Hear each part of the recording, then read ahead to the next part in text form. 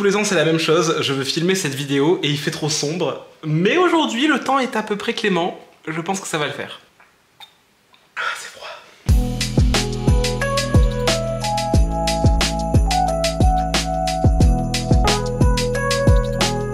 Eh bien salut tout le monde, j'espère que vous allez bien. J'ai l'impression que ça fait tellement longtemps que j'ai pas filmé, je vous assure, je ne sais même pas c'est quoi la dernière vidéo que j'ai filmée, mais vraiment j'ai la sensation que ça remonte. Et aujourd'hui on se retrouve donc pour une nouvelle pile à lire, vraiment j'ai l'impression qu'en ce moment je ne fais que ça, mais on se retrouve pour la pile à lire de l'hiver, la pile à lire du Cold Winter Challenge.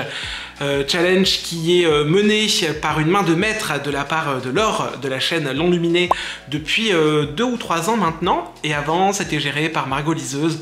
Bref, je ne vous refais pas tout l'historique, j'imagine que vous connaissez déjà plutôt bien le Cold Winter Challenge. Pour les plus néophytes d'entre vous qui me découvrent avec cette vidéo, et bien déjà, bienvenue à vous. Je suis Cornelius et je parle de livres sur YouTube.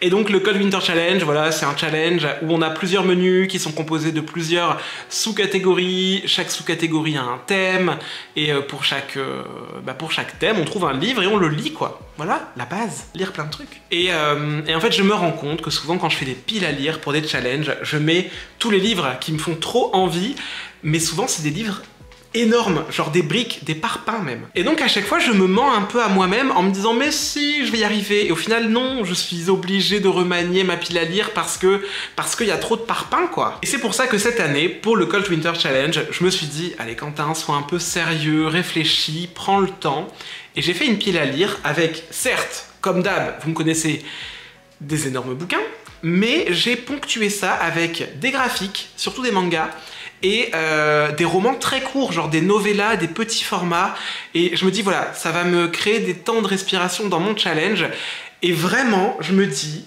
je pense que cette année, il y a moyen que j'y arrive, parce que ça fait quand même 2 ans d'affilée que le Cold Winter Challenge, c'est un échec total.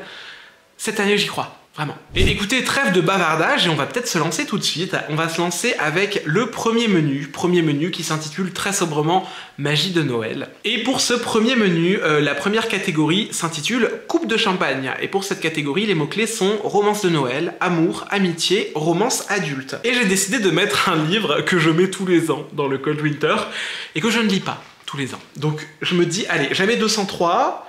C'est la 3e année que je le mets, et peut-être que cette année j'y arriverai, et surtout que vraiment j'en ai très envie parce que ça fait quand même 3 ans que ça patiente dans ma pile à lire, et que ça fait 3 ans que ce livre me fait très envie, donc on y croit. Cette année je le lis, je veux lire Broadway Limited de Malika Ferjouk. C'est paru chez l'École des Loisirs, ici j'ai l'édition un peu semi-poche, on va dire, mais il existe dans un format un peu plus grand. Dans Broadway Limited, on va suivre le personnage de Jocelyn Brouillard, qui arrive à New York. Donc Jocelyn, en anglais, ça se prononce Jocelyn. Il s'est inscrit dans une école, enfin dans un genre de pension, où on l'a accepté lors de l'inscription, à savoir que Jocelyn est français. Et en fait, une fois qu'il arrive dans cette pension à New York, eh bien, il se rend compte que c'est une pension pour filles et qu'on l'a accepté parce que Jocelyn, on a cru que c'était Nana. Donc gros quiproquo, finalement il va quand même être accepté dans cette pension qui est peuplée de jeunes filles qui rêvent de théâtre, qui rêvent de monter sur les planches de Broadway. Jocelyn lui aussi rêve des planches. On est à New York en 1948. En plein hiver, voilà, je trouve que c'est un roman parfait pour la saison, pour ce menu. Je pense que Jocelyn va créer plein de liens d'amitié avec les différentes filles qui sont dans la pension. Je me dis, avec un peu de chance, on aura peut-être même une petite romance, qui sait. Donc on verra bien. C'est un roman qui a l'air énorme, mais qui est au final écrit très gros, c'est très aéré, et puis vu que c'est un roman jeunesse, je suis persuadé que ça peut se lire vraiment très bien et très vite, surtout que de base j'aime beaucoup la plume de Malika Ferjouk que j'ai lu quand j'étais un petit peu plus jeune, donc voilà, on verra bien ce que ça donne. Et on continue avec la 2e catégorie qui s'intitule Chant de Noël. Ici les mots-clés sont contes, réécriture de contes, mythes et légendes, et là je vais lire une réécriture de contes en bande dessinée. Et je vais donc lire Peter Pan de Loisel. C'est édité chez Vent d'Ouest et j'ai reçu de la part de Glénat, donc qui édite la collection Vent d'Ouest, j'ai reçu de leur part un énorme intégral avec les 5 tomes du Peter Pan de Loisel. Le livre est immense, il est très lourd, il est très beau. On a une jaquette un petit peu mate, toucher un peu soft touch. Et voilà, la jaquette, elle est vraiment magnifique. En dessous, la reliure est bleue. Le livre est vraiment superbe. Il sort là pour les fins d'année, donc ça peut être une idée cadeau de Noël plutôt cool. Et voilà, merci beaucoup Glénat pour l'envoi. Ça fait des années que je rêve de découvrir la réécriture de Peter Pan par Loisel. On m'a averti que c'était pour le coup très adulte et que vraiment on n'y allait pas de main morte. Donc n'offrez pas ça à vos petits-enfants et offrez-vous-le plutôt à vous-même. De mon côté, j'ai pas encore commencé, mais j'ai vraiment très hâte de découvrir cette réécriture. Surtout que vraiment, ça fait des années que je veux lire ça. On verra bien ce que ça donne. Et on termine ce menu magie de Noël avec la troisième catégorie qui s'intitule Calendrier de l'Avent. Et ici, il faut lire un livre dont on n'a pas lu le résumé. Et c'est parfait, j'ai une courte novella qui est éditée aux éditions La Talente, qui est sortie il y a déjà quelques années et que j'avais trouvé par hasard en bouquinerie à Nantes. Et il s'agit de Journal d'un assassin de Martha Wells. Et en fait, quand je l'ai vu en bouquinerie, je me suis dit, ok, bah j'achète parce qu'il était vendu genre 3 € je crois, et je savais que, enfin voilà, je l'avais déjà vu en rayon dans la librairie La Talente. Je sais que Martha Wells a reçu des prix Hugo, Nebula, Alex et Locus pour cette saga. Je sais que le Journal d'un assassin s'est composé de 4 novellas plus d'un roman qui est un peu plus conséquent. Donc voilà, c'est le premier tome, c'est tout fin. J'ai pas lu le résumé quand je l'ai acheté parce que vraiment je l'ai pris sur un coup de tête et je vais enfin lire ça. Comme je vous le disais, bah voilà, c'est ce genre de petite lecture sympa qui peut m'aider à vider un peu ma palle. Et en plus de ça, à valider rapidement et simplement des catégories. Et on va continuer avec le deuxième menu qui s'intitule Yule. Pour ce menu, la première catégorie s'intitule Au coin du feu. Et ici, les mots-clés sont feel good ou alors lire un livre qu'on a aimé en étant enfant. Et au départ, pour cette catégorie, je voulais lire le premier tome de la saga À la croisée des mondes qui s'intitule Les Royaumes du Nord de Philippe Pullman. Je voulais le relire vu que c'est un livre que j'ai apprécié quand j'étais un peu plus jeune. Enfin, que j'ai lu quand j'étais tout petit, qu'au final j'ai pas trop apprécié, que j'ai relu en étant adulte il y a genre 5 ans et que j'ai adoré. Et en ce moment j'ai très envie de relire cette saga. Bref, je voulais le relire et je me suis dit que typiquement, bah non, en fait, j'aurais pas le temps vu tous les livres que j'ai mis. Donc je vais plutôt partir dans le côté feel good et lire le tome 10 de L'Atelier des Sorciers. Voilà, un petit livre pour valider rapidement et simplement cette sous-catégorie. L'Atelier des Sorciers, c'est une saga de manga que j'aime vraiment beaucoup, qui est très feel good, qui est très doudou, même si il se passe 2-3 trucs un peu hard depuis 2 tomes. Et voilà, là c'est le tome 10, il est sorti il y a pas très longtemps, c'est une saga de Kamome Shirahama, c'est édité chez Pika, et je pense que vous avez déjà vu passer de nombreuses fois ce manga, mais vraiment c'est très bien, c'est très beau. J'ai hâte de lire ça. On continue avec la deuxième catégorie qui s'intitule Danse de la Fée Dragée. Ici, les mots-clés sont fantasy, fantastique, rêve et onirique. Et là, j'ai juste pris le côté rêve et onirique et je vais aussi lire un manga. J'ai lu le tome 1 il y a quelques semaines, voire il y a 1 mois ou 2. Et vraiment, je n'en attendais rien. Je l'ai reçu en SP de la part des éditions Pika. Je me suis dit, ouais, on va voir, je vais le lire. Et en fait, quand je l'ai lu, j'étais en mode, ok, j'étais loin de m'attendre à un truc aussi bien. Ça s'intitule J'irai te tuer dans tes rêves. Et vraiment, je sais, ce titre est kitsch, mais le manga est top. C'est une saga de manga qui sera en 4 tomes. C'est écrit par Yuma Sako au scénario et c'est dessiné par Kakeru Ninomae. Et vraiment, c'est trop bien. C'est l'histoire d'un gars qui a le pouvoir, enfin du jour au lendemain, il s'en rend compte, je vous dis pas trop ni comment ni pourquoi, mais il se rend compte qu'il peut voyager dans les rêves des gens. Et en fait, si des gens meurent dans leurs rêves, ils meurent aussi dans la vraie vie. Et il va pourchasser les assassins qui ont tué sa sœur il y a plus de 10 ans. Et lui, bah, il trouve que voilà, ils n'ont pas assez purgé leur peine. Donc il décide de faire justice lui-même et d'aller les tuer dans leurs rêves. Sauf que, vous pouvez vous en douter, eh bien, tout ne va pas se passer comme prévu. Et assez rapidement, il va y avoir voilà, un genre d'enquête. Bref, on se retrouve vraiment dans une ambiance très proche de ce qu'on a pu trouver dans Death Note. Si vous l'avez lu à l'époque et que vous avez aimé, vraiment, lancez-vous dans cette saga. En plus, c'est une saga courte parce qu'il y aura que 4 tomes.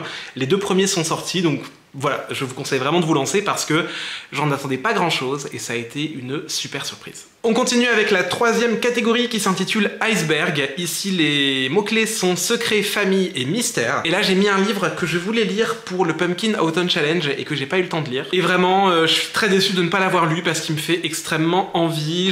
Voilà, je veux trop le lire. Je me suis dit que ça allait peut-être coller dans cette catégorie, le côté secret, famille, mystère. Voilà, j'ai pas lu le bouquin, je suis pas sûr de moi, mais je pense vraiment que ça peut fonctionner. Et il s'agit de L'été où tout a fondu de Tiffany McDaniel. C'est édité chez Gallmeister. Et vraiment, cette beauté, est-ce qu'on en parle? Genre, je trouve que ce livre est juste magnifique. Et je sais que Pepper l'a adoré, j'ai 2-3 autres proches qui l'ont beaucoup aimé, et je l'ai offert très récemment à ma maman pour son anniversaire. Et elle m'a dit pareil, elle m'a dit j'ai adoré, faut trop que tu le lises, j'ai pleuré, c'était trop beau, c'était trop bien, tel que je te connais tu vas adorer, bref, voilà, tout le monde me dit que je vais adorer. Donc il faut vraiment que je le lise. Ici on suit... alors j'ai pas envie de relire tout le résumé ni de vous le faire en détail, mais je sais qu'on va suivre le maire d'un village qui va inviter le diable à venir lui rendre visite. Trop bizarre. Et le diable va se manifester par les traits d'un petit garçon noir, je crois, qui arrive dans ce village. De ce que je sais, on va parler de racisme. Je crois qu'on va aussi parler d'homophobie, de secrets cachés dans ce village où tout le monde semble bien gentil et en fait peut-être pas tant que ça. Voilà. Super, les bruits de perceuse, on adore. Bref, voilà, il y a l'air d'avoir plein de secrets, ça a l'air très mystérieux, et en même temps, voilà, tout le monde m'a dit que c'était très beau, donc je veux trop lire ça.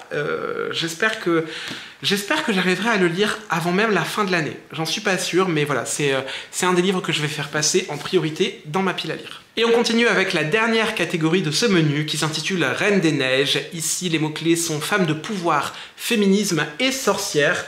Et je me suis dit qu'il fallait vraiment que je commence à vider les vieux livres de ma palle. C'est pour ça que j'aimerais lire un livre qui a l'air gros, mais pareil, c'est un livre jeunesse, c'est écrit gros. Ça fait combien de pages? Ça fait 496 pages. Allez, il y a moyen. Il s'agit de La Voix des Ombres. C'est de Frances Hardinge. C'est publié donc chez Gallimard Jeunesse. Oh, regardez ce jaspage vert, mais de toute beauté, j'adore.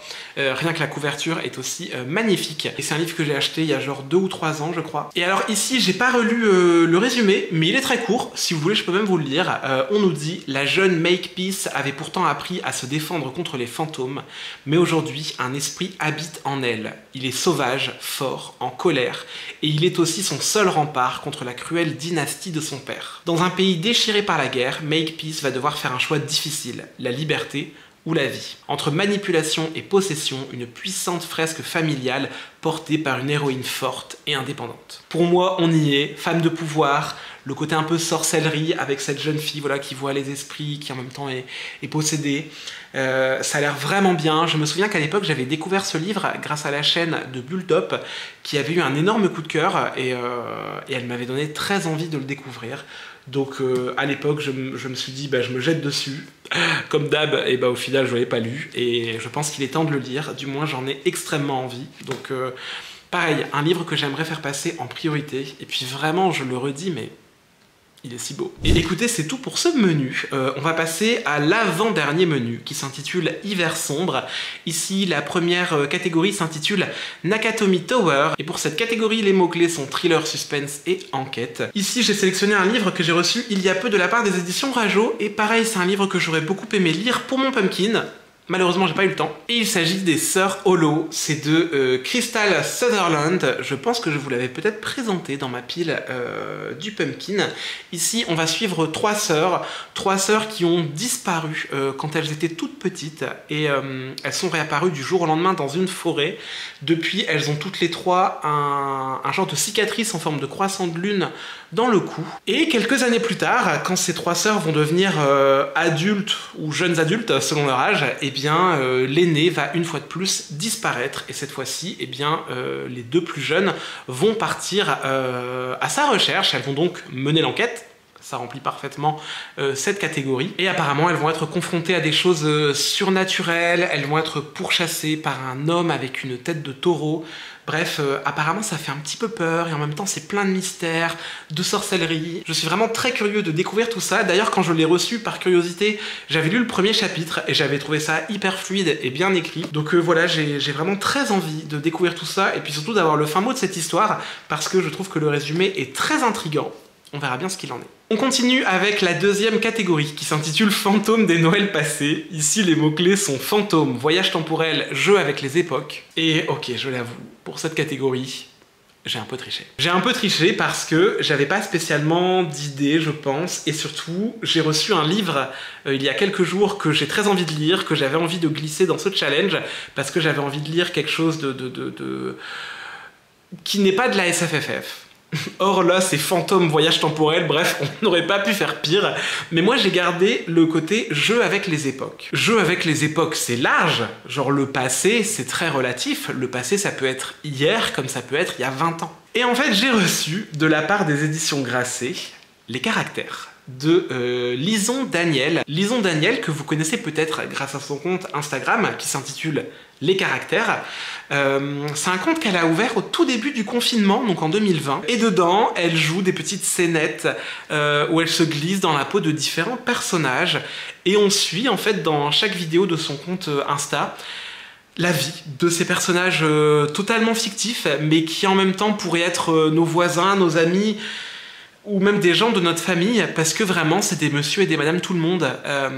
On suit une petite bourgeoise qui est amoureuse de son petit traiteur italien qui habite en bas de sa rue.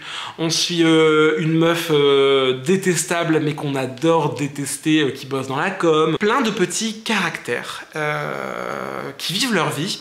Et Lison Daniel a compilé un petit peu tous ces personnages qu'elle a créés dans ce livre, qui porte donc le même nom que son compte Instagram. Je vous conseille vraiment d'aller jeter un petit coup d'œil à ce compte. Je vous mets un petit aperçu ici. J'adore, moi vraiment ça me fait mourir de rire, j'adore tous les personnages qu'elle a créés, voilà, je suis très très fan de ce qu'elle fait. Et j'ai reçu ça de la part des éditions Grasset, pareil c'est très court, ça fait 157 pages, je pense que ça va se lire très vite, donc c'est un bon moyen de valider assez simplement cette catégorie. Et donc pour moi ça rentre dans le jeu avec les époques, parce que ça va me rappeler l'époque du confinement, où je regardais son compte assidûment et où je me marrais beaucoup, voilà. J'ai un peu triché, j'avoue, mais c'est ma vidéo, ma palle, mes règles. Et pour terminer avec ce menu hiver sombre, la dernière catégorie s'intitule Nuit du solstice. Ici, les mots-clés sont angoisse et créatures de la nuit. Et alors, je suis pas sûr à 100% que ça rentre, parce que j'ai lu le résumé en diagonale, parce que je ne veux pas trop en savoir. Mais pour cette catégorie, j'ai décidé de lire Midnight City de Rosen Iliano. Je ne l'ai pas encore reçu, puisque je l'ai précommandé, et normalement, il devrait arriver la semaine prochaine. Je vous montre ici le visuel. Rosen Iliano, elle a écrit notamment Le Phare au Corbeau, qui est ressorti il y a peu chez Folio SF.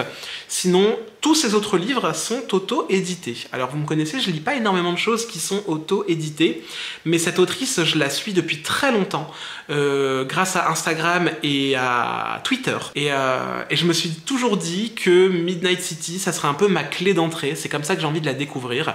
Et vu que voilà, la réédition de ce livre vient tout juste de sortir, je me suis dit que c'était le moment idéal. Donc j'ai précommandé ça, j'ai hâte de le recevoir, et j'ai hâte de découvrir enfin cette autrice que je suis depuis un petit moment déjà. Et on va terminer cette vidéo avec le dernier menu qui s'intitule Marcher dans la neige. Il est composé de 3 catégories. La première s'intitule Vive le vent. Ici, les mots-clés sont hiver, pays froid et voyage. Et en fait, dans cette catégorie, je voulais mettre la lecture commune du Patreon et du Discord du mois de décembre, puisque j'ai fait une sélection spéciale livres hivernaux. Et donc je me suis dit, quel que soit le livre qui gagne le sondage, et ben ça rentrera parfaitement dans cette catégorie. Donc j'attendais, et il s'avère que le sondage s'est terminé ce matin, et nous avons un gagnant. Ça s'est joué à pas grand chose, puisqu'il y a 2 voix de différence avec l'avant-dernier, et c'est L'ours et le rossignol de Catherine Arden qui a remporté le plus de voix, et je ne l'ai pas acheté. Et pour tout vous dire, je pense que je ne vais pas l'acheter en physique, mais plutôt me le prendre en numérique, puisque il y a peu, j'ai reçu une liseuse de la part de Vivlio, voilà, qui est dans un très bel étui rouge. J'ai reçu la protection avec, et voici à quoi ressemble la liseuse. Je n'étais pas équipé d'une liseuse, j'en avais acheté une d'occasion il y a très longtemps sur Vinted. C'était une vieille Kindle un peu capricieuse, qui n'avait pas de rétro-éclairage, bref, dont je me suis au final très peu servi. Et j'avais envie d'avoir une nouvelle liseuse vraiment nickel, avec un rétro-éclairage, bref, voilà, j'avais envie d'avoir une nouvelle liseuse flambant neuve, et Vivlio m'a proposé d'en recevoir une. Je leur ai dit oui avec grand plaisir. J'ai reçu ça la semaine dernière, j'ai déjà pu m'en servir un petit peu, et pour tout vous dire, je suis plutôt conquis. Vraiment, c'est très pratique. Je vous en reparlerai, je pense, dans une autre vidéo. Mais voilà, je me suis dit que j'allais le prendre en numérique, et donc je vais lire ça directement sur ma liseuse. Et j'ai hâte de découvrir ça, parce que vraiment, c'est un livre dont j'ai l'impression d'avoir très peu entendu parler, que j'ai découvert il y a quelques semaines et qui me fait très envie. Et bizarrement, quand j'en ai parlé autour de moi, tout le monde m'a dit « Tu connais pas Catherine Arden? Tu connais pas L'Ours et le Rossignol ?» Genre, où as-tu vécu ces dernières années? Et vraiment, je me suis senti très bête parce que j'avais la sensation d'en avoir jamais entendu parler. Et apparemment, tout le monde a adoré cette trilogie. Tout le monde me dit que c'est magnifique, que c'est parfait pour la saison, parce que ça se passe, bah voilà, en plein hiver. Je crois que ça se passe en Europe de l'Est. Il y a un côté très russe, tout ça. Enfin bref, ça a l'air trop bien. Ça a l'air trop bien, ça a l'air très prenant, ça a l'air parfait pour la saison. Donc voilà, ça sera la lecture commune du mois de décembre. D'ailleurs, si vous voulez nous rejoindre dans cette lecture commune, eh bien n'hésitez pas, le lien pour le Discord et pour le Patreon sont en barre d'infos. La deuxième catégorie de ce menu s'intitule Pommes de pain, et ici les mots-clés sont animaux, écologie et nature writing. Et moi j'ai gardé seulement le mot-clé écologie, puisque je vais lire, pour la lecture commune du Patreon de Paper Palace, La parabole du Summer de Octavia Butler. J'ai plein de livres de Octavia Butler dans ma bibliothèque, et je n'en ai jamais lu aucun. Enfin, je dis que j'en ai plein, j'en ai 4, et en fait Paper a mis en vote les 4 livres que j'avais, donc je me suis dit, quelle que soit l'issue de ce vote, je vais enfin pouvoir sortir un Octavia Butler de ma palle, et donc c'est tombé sur La parabole du Summer. On est ici en 2024, dans des États-Unis un peu post-apo, puisque entre le dérèglement social et climatique, les épidémies, la pauvreté et les violences, eh bien la barbarie règne dans les États-Unis. Et on va suivre une jeune fille dont j'ai oublié le nom, qui est atteinte d'hyper-empathie et qui va rêver d'un monde meilleur, et qui va donc écrire un genre de Bible où voilà, elle va expliquer comment est-ce qu'on peut créer un monde meilleur. Et ce livre s'intitule Le livre des vivants, et de ce que je sais, elle va réussir à rassembler une communauté autour de ses grands préceptes. Je n'en sais pas plus, mais ça a l'air d'être vraiment bien. Je sais que c'est un livre qui est très apprécié, et apparemment c'est un des meilleurs de l'autrice, donc on verra bien ce que ça vaut. C'est aussi la lecture commune pour le mois de décembre, pour le book club de Paper. Donc mes 2 premières lectures du challenge seront très certainement L'Ours et le Rossignol, ainsi que La parabole du Summer. Et on va donc terminer cette palle avec le dernier livre pour la dernière catégorie. Et cette dernière catégorie s'intitule Patin à glace. Et ici les mots-clés sont sport, personnage athlétique et aventure dangereuse. Et pareil, vous allez dire que je suis un tricheur, mais pour moi, ça marche vraiment. J'ai décidé de lire, attention, vous n'êtes pas prêts, Justicière 2 de Brandon Sanderson, puisque pareil, c'est un livre que je voulais lire pour le Pumpkin. Vu la pavasse, ça n'a pas été possible, mais je compte bien le lire pour cet hiver, vraiment. Je veux absolument lire Justicière 2, je veux absolument lire tous les livres que je vous ai présentés, mais vraiment, celui-là... c'est Brandon, quoi. Et alors vous allez me dire, oui, mais c'est n'importe quoi, c'était sport, personnes athlétiques, aventure dangereuse, on n'y est pas. Figurez-vous que si. Sport, faire la guerre, c'est du sport, wesh. Ça, c'est pas une activité reposante. C'est un sport, on bouge, on travaille, voilà. Les guerres, quoi. Personnage athlétique, Dalinar. Ça vous va? Pour ceux qui ne l'ont pas lu, c'est un personnage que j'aime bien. Aventure dangereuse. On est sur une grande saga de fantasy où on risque la fin du monde. Il y a des monstres qui font trop peur, des dieux anciens qui font tout aussi peur. Bref, Aventure dangereuse. Enfin voilà, c'est tout pour ma palle du Cold Winter Challenge 2022. Encore une palle qui est bien remplie, mais voilà, je pense que j'ai réussi à doser entre les gros livres, les livres plus fins, les novellas, les BD, les mangas, les romans jeunesse, et voilà, je pense que si je m'y prends bien, il y a moyen que tout passe et que j'arrive à tout lire. J'ai beaucoup d'espoir. J'espère en tout cas que cette palle vous aura plu. Je ne sais pas si vous participez au challenge, mais n'hésitez pas à me le notifier dans les commentaires. Je vous l'avais déjà dit pour le pumpkin, mais j'adore voir les palles des gens. Donc si vous voulez me partager ça dans les commentaires, allez-y. Moi vraiment, je regarde tout avec grand plaisir. Là-dessus, moi, je vous souhaite un très bon challenge. Je vous souhaite aussi un très bon mois de décembre. Même si vous aurez d'autres vidéos en décembre, c'est sûr. Mais voilà, je préfère vous envoyer toutes les bonnes ondes que j'ai en moi. Là-dessus, je vous dis à très bientôt, portez-vous bien, faites de belles lectures, et on se retrouve très bientôt dans une prochaine vidéo. Ciao.